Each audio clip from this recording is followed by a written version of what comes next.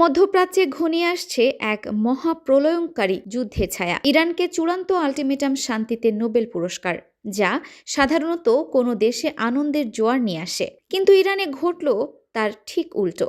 2023 সালে কারাবন্দী মানবাধিকার কর্মী নার্গিস মোহাম্মদীর নাম নোবেল বিজয়ী হিসেবে ঘোষণা হতেই তেহরানের রাজপথে আনন্দের চেয়ে স্তব্ধতাই বেশি ছিল। কেন একটি শান্তি পুরস্কার ইরানের সরকারের জন্য মাথা ব্যথার কারণ হয়ে দাঁড়ালো? কেন নিজের দেশেই তাকে দেশের শত্রু গণ্য করা হচ্ছে? জেলখানায় বন্দি থেকে এক পুরো শাসক গোষ্ঠীকে কাঁপিয়ে দেওয়া পারস্যের সেই অকুতভয় নারীর গল্প জানাবো আজকের বিশেষ প্রতিবেদনে। দর্শক, নার্গিস মোহাম্মদী কেবল একজন সাংবাদিক নয়, তিনি ইরানি নারীদের কণ্ঠস্বর। মৃত্যুদণ্ড রদ ও মানবাধিকার রক্ষার লড়াইয়ে তাকে এ পর্যন্ত 13 বার গ্রেফতার করা হয়েছে এবং দেওয়া হয়েছে মোট 31 বছরের কারাদণ্ড। সবচেয়ে বড় ট্র্যাজেডি হলো গত 8 বছর ধরে তিনি নিজের সন্তানদের মুখ পর্যন্ত দেখতে পাননি। তারা ফ্রান্সে নির্বাসিত, আর তিনি তেহরানের কুখ্যাত এভিন কারাগারে বন্দী। তবুও তিনি দমে যাননি। জেলের ভেতরে বসেই চিঠি আর বই লিখে তিনি বিশ্বের কাছে ইরানের আসল চিত্র তুলে ধরছেন। এই অদম্য জেদই তাকে বিশ্ব দরবারে চিনিয়েছে, যার চূড়ান্ত স্বীকৃতি এই নোবেল শান্তি পুরস্কার।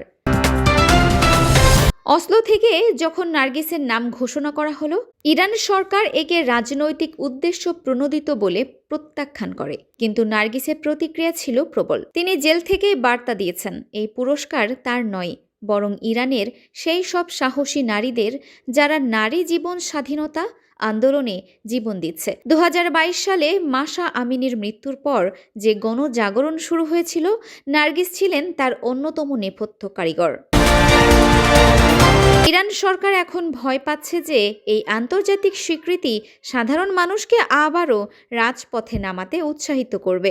ফলে জেলের ভেতর তার ওপর কড়াকড়ি আরও বাড়িয়ে দেওয়া হয়েছে। নোবেল কমিটি বলেছে, নার্গিসকে এই পুরস্কার দেওয়া হয়েছে নিপীড়িত মানুষের পক্ষে তার আপোষহীন লড়াইয়ের জন্য। এই মেডেল আজ প্রমাণ করে দিয়েছে যে বন্দুকের নল বা জেলের অন্ধকার দিয়ে একটি জাতির আকাঙ্ক্ষাকে চেপে রাখা যায় না। নার্গিস মোহাম্মদী আজও বন্দী, কিন্তু তার আওয়াজ আজ দেয়াল টপকে পৌঁছে গেছে পুরো পৃথিবীর কানে।